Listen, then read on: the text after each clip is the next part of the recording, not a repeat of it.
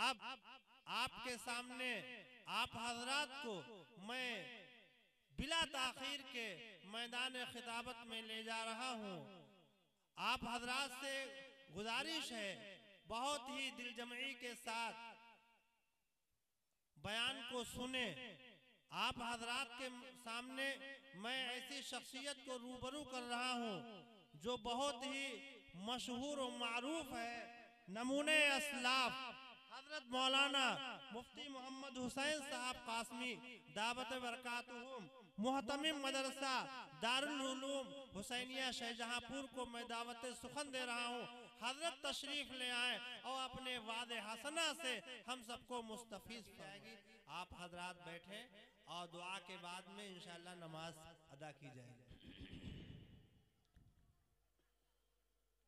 बिस्मिल्लाहिर्रहमानिर्रहीम। अल्हम्दुलिल्लाह नहमदुहु व नस्तईनुहु व नस्तगफिरुहु व नु'मिनु बिही व नतवक्कलु अलैहि व नऊज़ु बिल्लाहि मिन शुरूरि अनफुसिना व मिन सय्यिआति अअमालिना। मन यहदिहिल्लाहु फला मुज़िल्ल लहु व मन युज़लिलहु फला हादिय लहु व नशहदु अन्न सय्यदना व हबीबना व शफीअना व सनदना व मौलाना मुहम्मदन अब्दुहु व रसूलुहु। अम्मा बाद, अऊज़ु बिल्लाहि मिनश शैतानिर रजीम। बिस्मिल्लाहिर रहमानिर रहीम। इदफ़अ बिल्लती ही अहसन फ़अदावतुन कअन्नहु वलियुन हमीम। वक़ाल नबी सल्लल्लाहु अलैहि वसल्लम अद्दीनु अन्नसीहा औ कमा क़ाल सल्लल्लाहु अलैहि वसल्लम।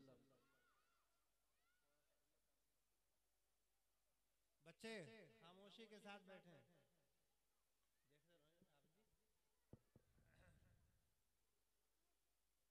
और मस्तूरात से हर पस्त खामोशी के मंजर को आप लोग के सामने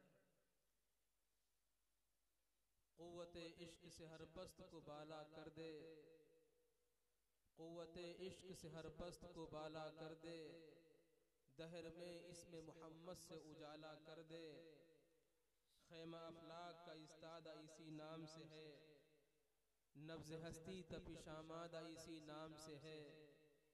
दश्त में दामन कोहसार में मैदान में है, बहर में मौज की आगोश में तूफान में है। चीन के शहर मराकिश के बयाबान में है और पोशीदा मुसलमान के ईमान में है। चश्मे अक़वाम ये नज़ारा अबद तक देखे, रफ़ाते शाने रफ़ाना लका ज़िक्रक देखे सल्लल्लाहु अलैहि वसल्लम। स्टेज पर तशरीफ़ फरमा हज़रात उलमाए किराम, मुअज़्ज़ज़ सामाईन, घरों में पर्दा नशीन प्यारी माँ और बहनों,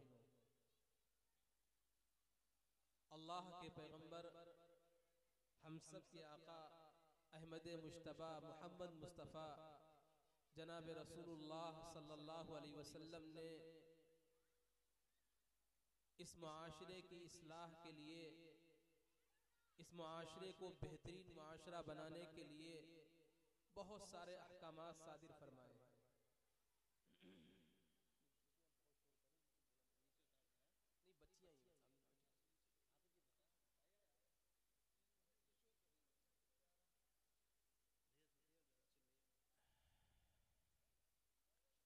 बहुत सारी आपने नसीहतें फरमाई, बहुत सारे अहकामात दिए हैं। जाहिर सी बात है उन सारे अहकामात को और सारी नसीहतों को एक साथ बयान नहीं किया जा सकता है। आज एक मखसूस चीज जो तकरीबन हमारे माशरे से खत्म होती जा रही है, एक ऐसी चीज जिसको अल्लाह के पैगंबर जनाब रसूलुल्लाह सल्लल्लाहु अलैहि वसल्लम ने बड़ी ताकीद के साथ बयान किया था, लेकिन आज हमारे माशरे से वो खत्म होती जा रही है। उसको बयान करने का इरादा है। अल्लाह ताला हम सबको उन तमाम बातों पर अमल करने की तौफीक अता फरमाए।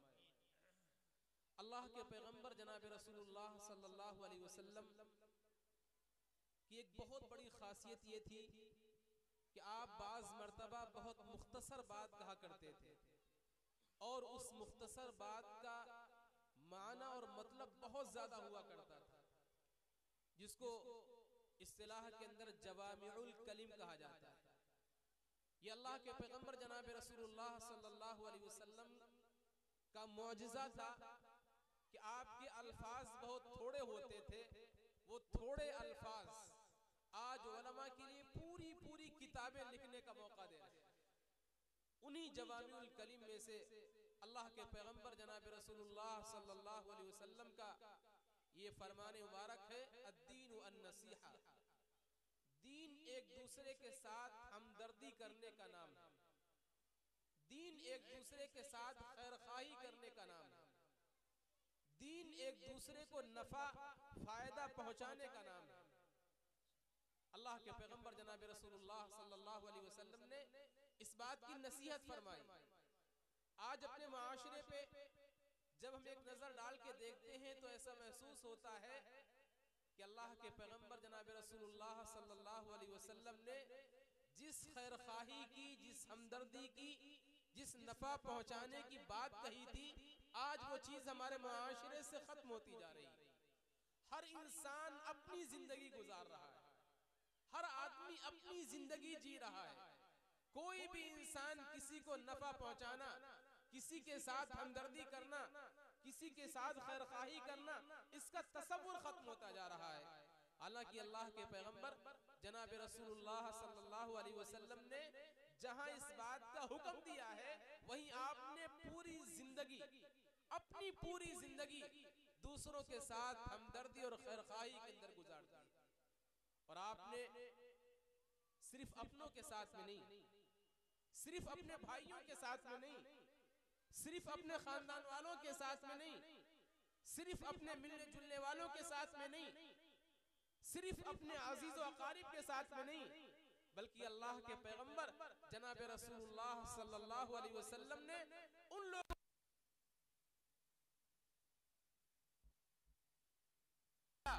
जो प्यारे आका सल्लल्लाहु अलैहि वसल्लम के जान के दुश्मन थे, जिन्होंने नबी अलैहिस्सलातु वस्सलाम को सताने में, सहाबे कराम को अजियत पहुंचाने में, जिन लोगों ने कोई कसर नहीं छोड़ी थी, अल्लाह के पैगंबर जनाब रसूलुल्लाह सल्लल्लाहु अलैहि वसल्लम ने उनके साथ भी हमदर्दी का मामला फरमाया है।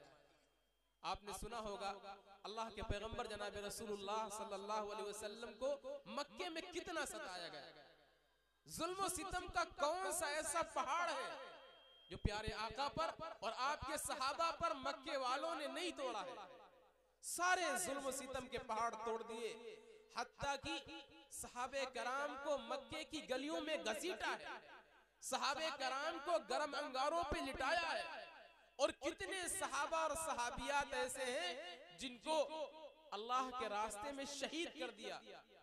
और वो दिन आया कि अल्लाह के नबी अलैहिस्सलातु वस्सलाम जिस जगह पर पैदा हुए हैं, जिस जगह पर नबी अलैहिस्सलातु वस्सलाम का बचपन गुजरा है, जिस जगह पर नबी अलैहिस्सलातु वस्सलाम की जवानी गुजरी है, जहां पर आपका सारा खानदान है, आपको उस जगह पर छोड़ने पर मजबूर कर दिया गया। आप हिजरत करके मदीने मुनव्वरा चले गए। ये हिजरत का लफ्ज मेरे दोस्तों बहुत आसान है हमारे लिए। हम तो सुनते हैं कि सहाबा ने हिजरत फरमा ली, अल्लाह के नबी ने हिजरत फरमा ली, लेकिन हिजरत करना कोई आसान काम है, कोई मामूली काम है? हिजरत का मतलब क्या होता है?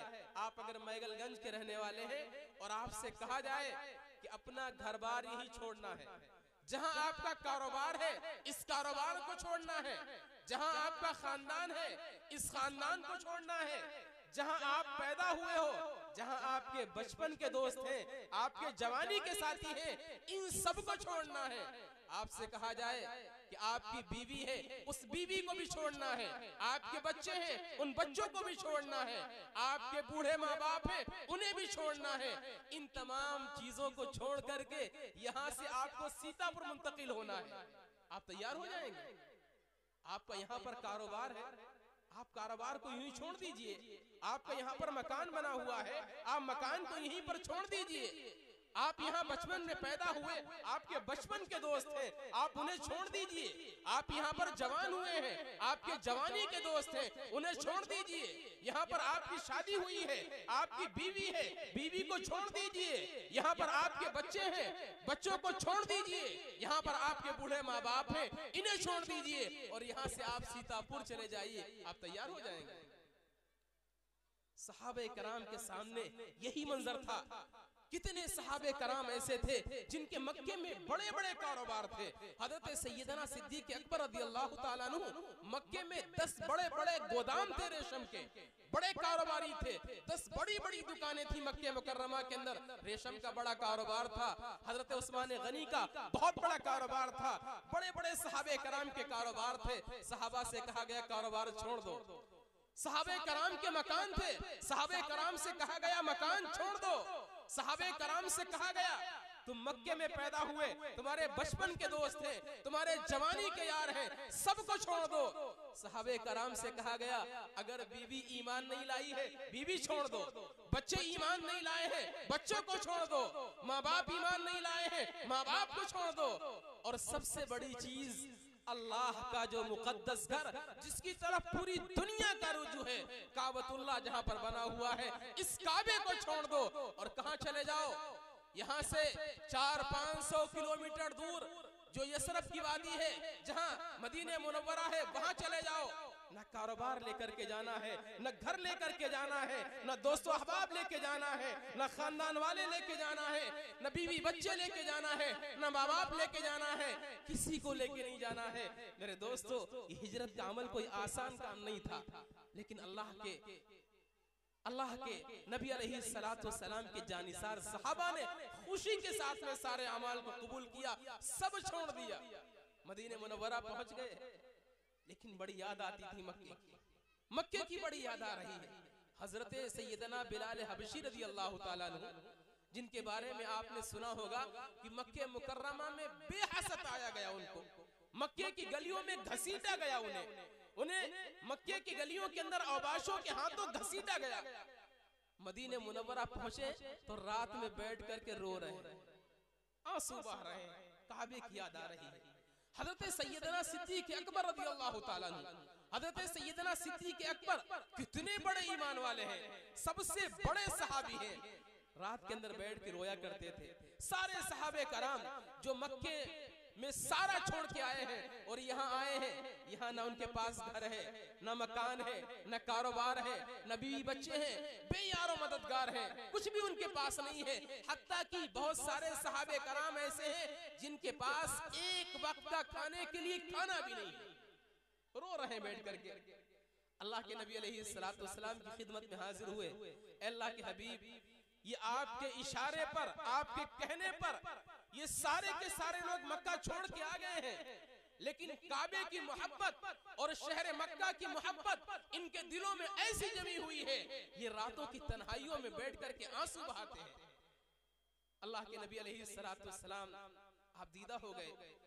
अल्लाह के नबी अलैहिस्सलातु वस्सलाम ने हाथ उठाए अल्लाह के हुजूर, अल्लाहुम्मा हब्बिब इलैहिमुल मदीना, ऐ अल्लाह, ऐ करीम आका, ये तेरा घर छोड़ के आए हैं, ये काबतुल्लाह को छोड़ के आए हैं, ऐसी जगह पर आए हैं जहां ना इनका कारोबार है, जहां पर ना इनका घर मकान है, ना खानदान है, ना रिश्तेदार है।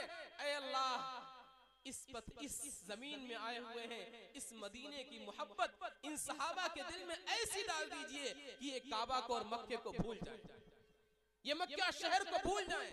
अल्लाह ने अपने हबीब जनाब रसूलुल्लाह सल्लल्लाहु अलैहि वसल्लम की दुआ को कबूल किया और सहाबा के दिल में मक्के से ज्यादा मदीने की मोहब्बत को डाल दिया है। आज भी अल्लाह ने शहर को ऐसा बनाया है, मदीने मुनव्वरा को, आज भी जाने वाले मक्के भी जाते हैं, मक्के से बेपनाह मोहब्बत है, लेकिन जो मोहब्बत लोगों के दिलों में मदीने की है वो मक्के की नहीं है। हालांकि वहां अल्लाह का घर है, लेकिन मदीने की मोहब्बत अल्लाह के पैगंबर अलैहिस्सलातु वस्सलाम की दुआ का असर है कि आज हर ईमान, हर साहिब ईमान मदीने मुनव्वरा में अपना सब कुछ निछावर करना चाहता है। तो मेरे दोस्तों, मेरे भाइयों, मैं अर्ज कर रहा था कि सबसे आखिरी दर्जे पर अल्लाह के पैगंबर जनाब रसूलुल्लाह सल्लल्लाहु अलैहि वसल्लम को मजबूर किया गया कि आप मक्के मुकर्रमा छोड़ करके मदीने मुनव्वरा चले जाइए। इससे बड़ा कुफार मक्का का कोई जुल्म नहीं था। अल्लाह के नबी अलैहिस्सलाम मदीने मुनव्वरा आ गए।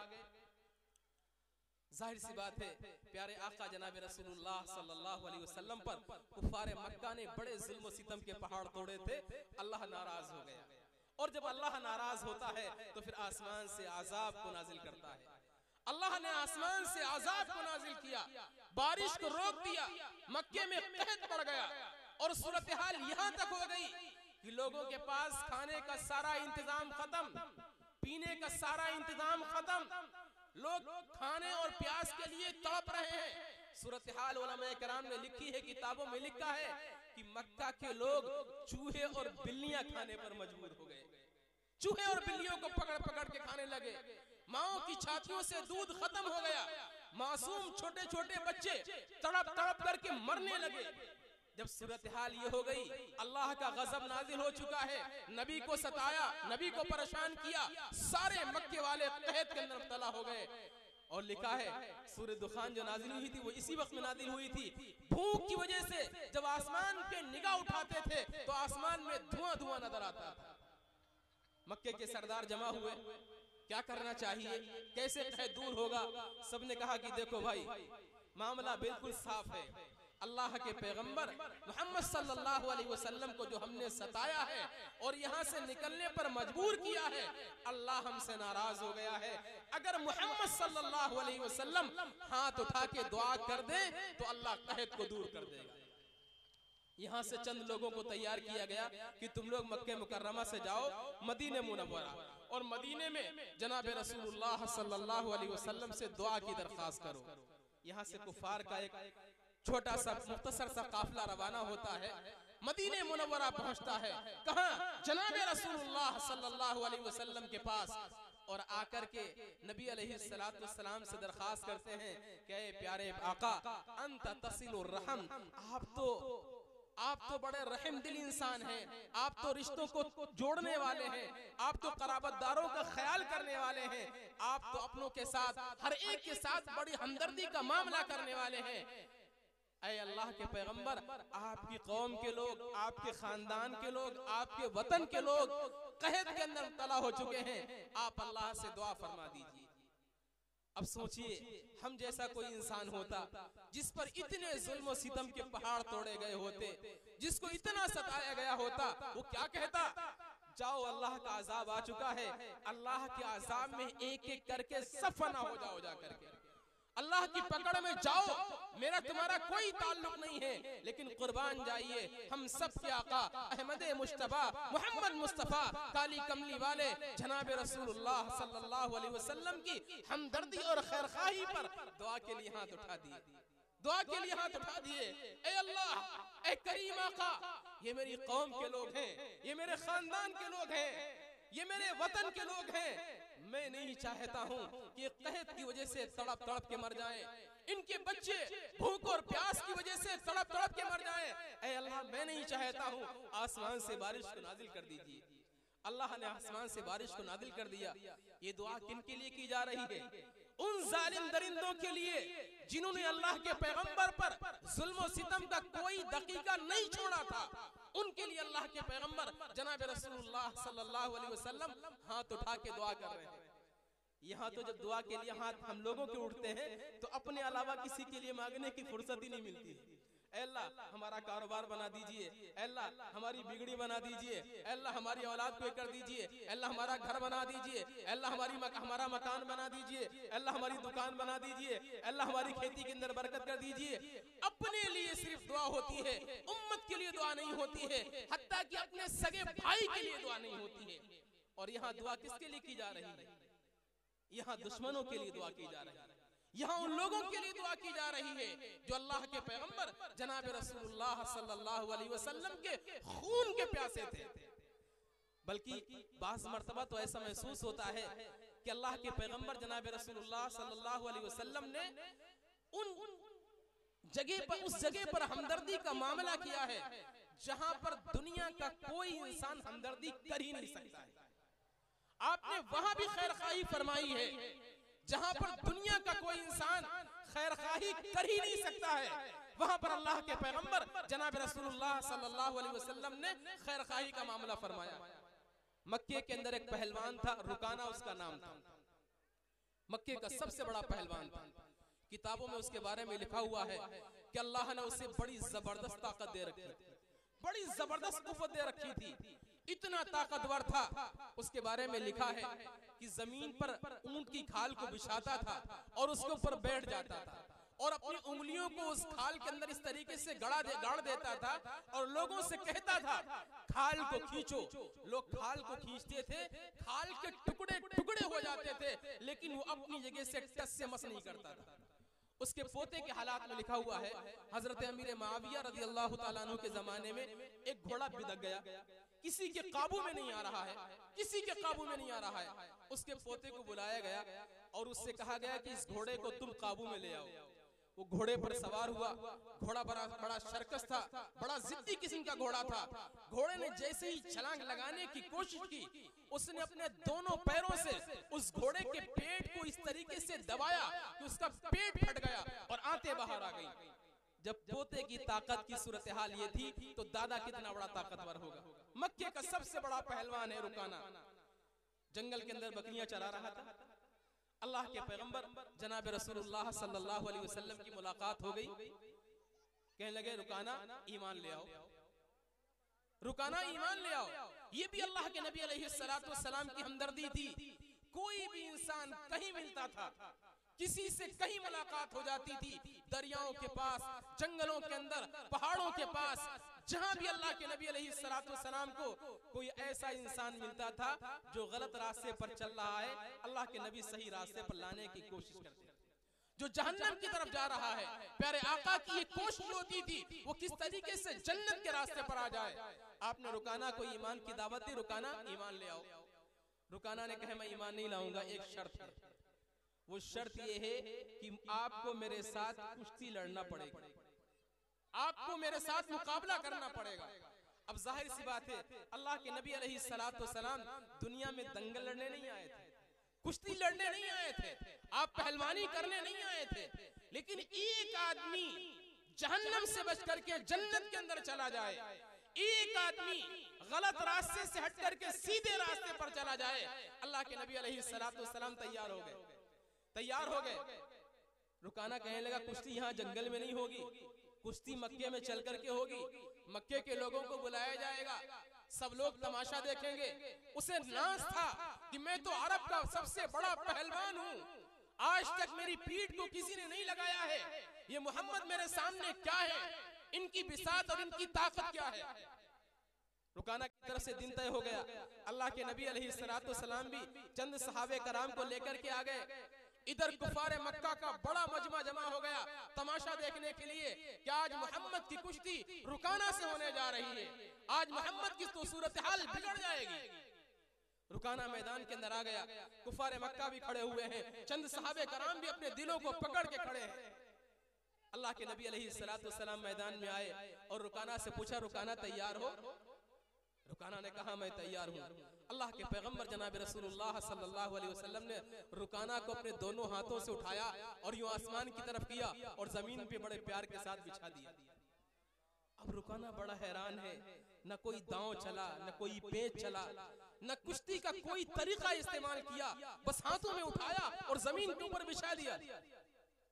कहने लगे ये इत्तिफाक हो गया है, दोबारा फिर कुश्ती होगी।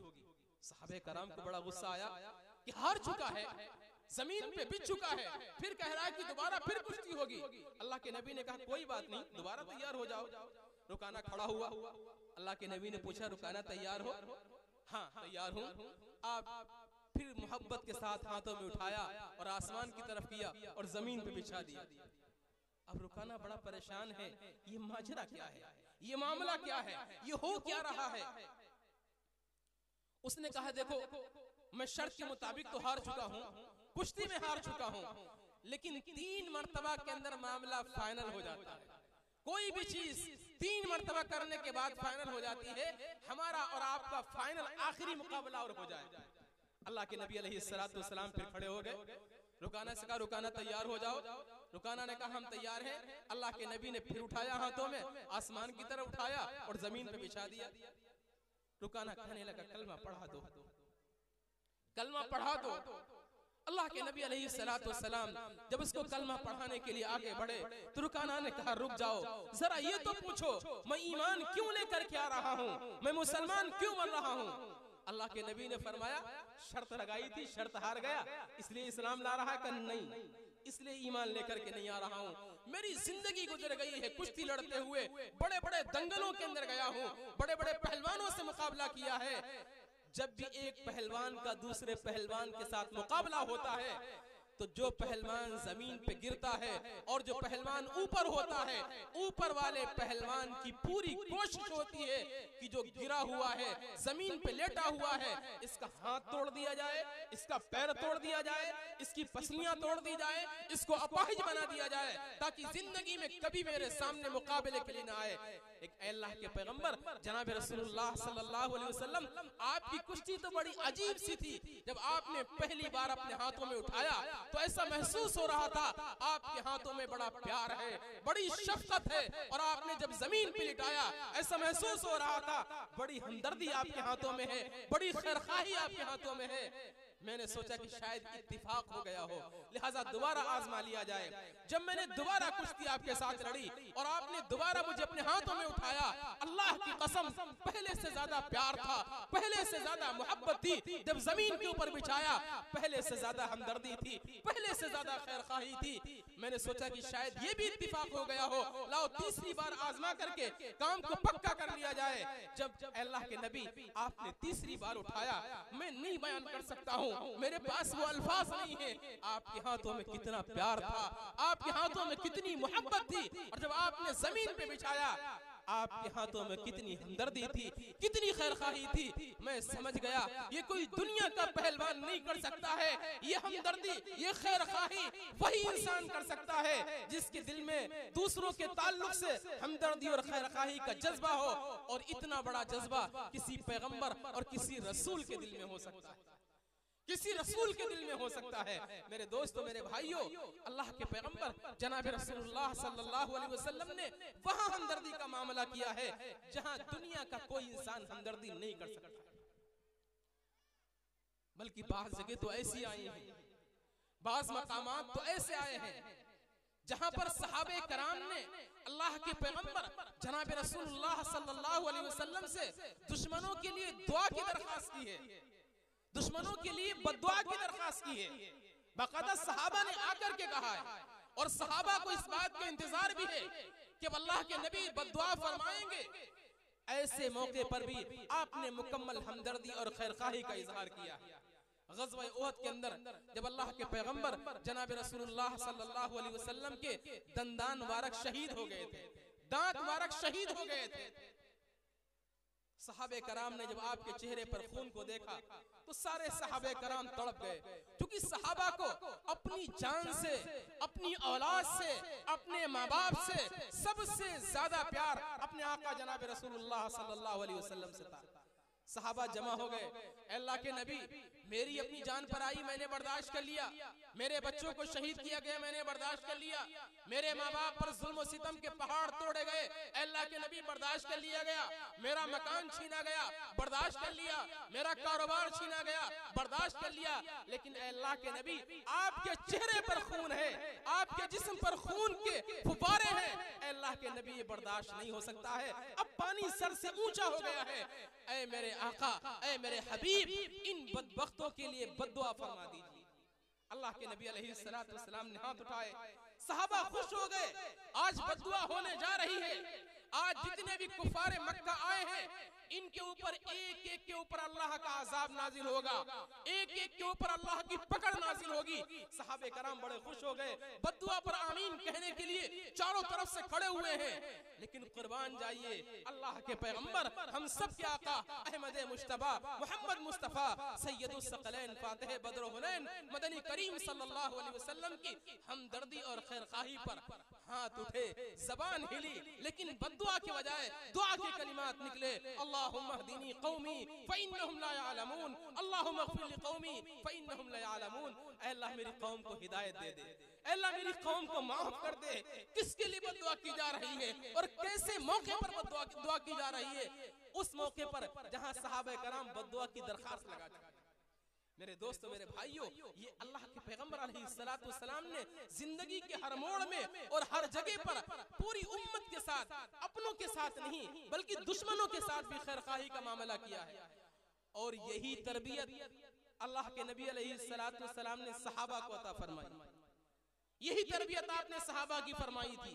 सहाबे कराम ने पूरी जिंदगी दूसरों के साथ हमदर्दी और खैरखाही का मामला किया। पूरी जिंदगी बड़े बड़े नुकसानात सामने हैं, बड़े बड़े मसाइल सामने हैं, लेकिन सहाबा के सामने है कि मेरे आका जनाब रसूलुल्लाह सल्लल्लाहु अलैहि वसल्लम ने हमदर्दी का हुक्म दिया है। माल जाए तो जाने दीजिए, दुनिया का सादो सामान जाए तो जाने दीजिए, लेकिन हमदर्दी हाथ से नहीं जाना चाहिए, खैरखाही हाथ से नहीं जाना चाहिए। एक मर्तबा मदीने मुनव्वरा के अंदर कहत पड़ा हुआ है, लोगों के पास खाने पीने की चीजें खत्म हो गई। जो खाने की चीजें बाहर से आ रही हैं वो बड़ी बड़ी कीमत के अंदर फरोख्त की जा रही हैं। जो लोग बाहर से काफिला लेकर के आ रहे हैं, कोई दोगुने के अंदर बेच रहा है, कोई तिगने माल के अंदर बेच रहा है। बड़ी गरानी, बड़ी महंगाई हो गई। इसी दरमियान में हजरत सैयदना उमर फारूक रज़ियल्लाहु ताला अन्हु का एक काफिला, बहुत बड़ा काफिला, तिजारती काफिला मुल्क शाम से गेहूं लेकर के आ गया। अब जो मदीने के कारोबारी हजरात थे, जो बड़े बड़े व्यापारी थे, वो मदीने के बाहर हजरत उस्मान गनी के काफिले के पास पहुंच गए।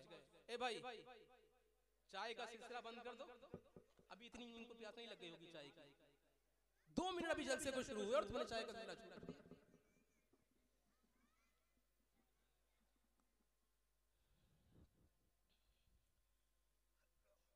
माइक पे बोलना आसान नहीं है, उलमाए कराम जानते हैं कितना मुश्किल काम होता है। पूरे मजमून को हाजिर करके आपको भी समझाना है। इस दरमियान में कोई डिस्टर्ब करता है तो बड़े मसाइल पैदा हो जाते हैं। चाय पीना हो जिसको वहां जाके चाय पी जाकर के, यहाँ सिलसिला शुरू करने की क्या जरूरत है। बहरकैफ मदीने के बड़े बड़े व्यापारी, मदीने के बड़े बड़े कारोबारी मदीने के बाहर पहुंच गए हजरत उस्मान गनी के पास। उस्मान, सुना है तुम्हारा तिजारती काफिला आया हुआ है और बहुत सारा गेहूं लेकर के आया हुआ है। हाँ, आया हुआ है, कहा इसको बेच दो। हजरत उस्मान गनी ने पूछा कितना रेट दोगे? कहा जितने में आकर के तुमको पड़ा है इससे डबल ले लो। कहा नहीं, मुनाफा कम है। कहा अच्छा, मुनाफा कम है, इससे 3 गुना ज्यादा ले लो। कहा मुनाफा कम है। अरे 3 गुना में मुनाफा कम है, 4 गुना बढ़ा लो। कहा अब भी मुनाफा कम है। वो बढ़ाते बढ़ाते बढ़ाते बढ़ाते 7 गुना के अंदर पहुंच गए। ताजिर लोग कहने लगे उस्मान तुम्हें क्या हो गया है? तुम्हारी 10 रुपए की चीज हम 70 रुपए में खरीद रहे हैं, 7 गुना बढ़ा करके तुम्हें मुनाफा दे रहे हैं और तुम मुनाफा लेने के लिए तैयार नहीं हो। आखिरकार कितना कमाना चाहते हो? हजरत उस्मान गनी ने फरमाया मेरा मुनाफा तय हो चुका है, मैं अपना सारा का सारा काफिला बेच चुका हूँ। कितना मुनाफा लिया? फरमाया कि मैंने 700 गुना मुनाफा लिया है, 700 गुना ज्यादा। सारे ताजिर हैरान हो गए, 700 गुना ज्यादा मुनाफा आपको कौन दे सकता है? कहा मेरे अल्लाह ने दिया है। जब ये तिजारत का काफिला मदीने की सरहद पे पहुंचा था, मैंने उसी वक्त ये नियत कर ली थी कि ये सारा का सारा काफिले का सारा इंतजाम, सारे गंदुम, सारे गेहूं मदीने वालों में मुफ्त तकसीम कर दूंगा, अल्लाह के रास्ते में तकसीम कर दूंगा। और अल्लाह का वादा है जो आदमी 1 रुपया अल्लाह के रास्ते में खर्च करता है, अल्लाह उसे 700 रुपए देता है। मैंने 700 गुना ज्यादा मुनाफा लिया है। ये कौन कर सकता है? ये वही इंसान कर सकता है जिसके दिल में उम्मत की हमदर्दी है, जिसके दिल में खैरखाही का जज्बा है। जिसके दिल में खैरखाही नहीं है मेरे दोस्तों, ये काम नहीं कर सकता है। खैरखाही कोई मामूली चीज नहीं है, कोई छोटी चीज नहीं है। जो आदमी दूसरों के साथ खैरखाही करने वाला होता है, हमदर्दी करने मामला करने वाला होता है, अगर बाज मर्तबा कोई उल्टा काम भी करे, अल्लाह उसके उल्टे को भी सीधा बना देता है। अल्लाह उसके उल्टे को भी सीधा बना देता है। किताबों में एक वाकया लिखा हुआ है कि एक मर्तबा एक आदमी मस्जिद से नमाज पढ़ करके निकला। उसने देखा कि एक मुसाफिर आया हुआ है और उसके साथ में घोड़ा या कोई और जानवर है। मस्जिद के पास कोई जगह नहीं है जहां वो घोड़े को बांध दे। पहले जमाने के अंदर घोड़े हुआ करते थे, अब तो कारें और गाड़ियां हो गई। उस मुसाफिर को घोड़ा बांधने के लिए कोई जगह नहीं मिल रही है। उसने सोचा क्यों ना ऐसा किया जाए, यहाँ पर एक खूंटा गाड़ दिया जाए ताकि जो भी मुसाफिर बाहर से आए और अपने जानवर को बांधना चाहे वो इस खूंटे के अंदर बांध दे। चुनांचे वो घर से खूंटा लेकर के आया और उसने वहां पर गाड़ दिया। चंद दिनों के बाद एक दूसरे आदमी ने महसूस किया कि लोग ईशा की नमाज पढ़ करके जब निकलते हैं अंधेरा होता है, लोगों के पैर में ठोकर लगती है, ये खूंटा लगता है, लोग गिर जाते हैं, लोगों के चोट आ जाती है। उसने सोचा क्यों ना मैं इस खूंटे को उखाड़ दूं। उसने उस खूंटे को उखाड़ दिया। गाड़ने वाले ने गाड़ा भी था हमदर्दी की नीयत से, उखाड़ने वाले ने उखाड़ा भी हमदर्दी की नीयत से। दोनों के बारे में लिखा है कि अल्लाह ने इन दोनों के अमल की बरकत से दोनों को जन्नत अता फरमा दी। अल्लाह ने जन्नत अता फरमा दी। किया उसने उल्टा था, अल्लाह ने उस उल्टे को भी सीधा कर दिया। दूसरों के साथ हमदर्दी करना, दूसरों के साथ खैरखाही करना कितना अजीम काम है। कुरान करीम की एक सूरत याद आई। एक सूरत कुरान करीम के अंदर है जो चींटी के नाम से है, सूरह नम्ल। अल्लाह ने पूरी सूरत चींटी के नाम से नाज़िल फरमाई। मैं सोचने लगा, अल्लाह आपने इस नाम से चींटी के नाम से सूरत को नाज़िल फरमा दिया।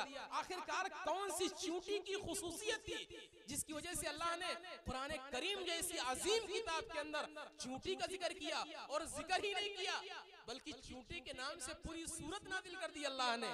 जब इस सूरत को पढ़ा और ये आयत आई जब हज़रत सुलेमान अलैहिस्सलाम का लश्कर गुजर रहा था और एक चींटी ने भांप लिया, ये अंदाजा कर लिया कि हज़रत सुलेमान का लश्कर है, बहुत बड़ा लश्कर है, आ रहा है, कहीं ऐसा ना हो जाए बेखबरी के अंदर हम चींटियों के ऊपर पैर रख करके गुजर जाए, हमको कुचल दे।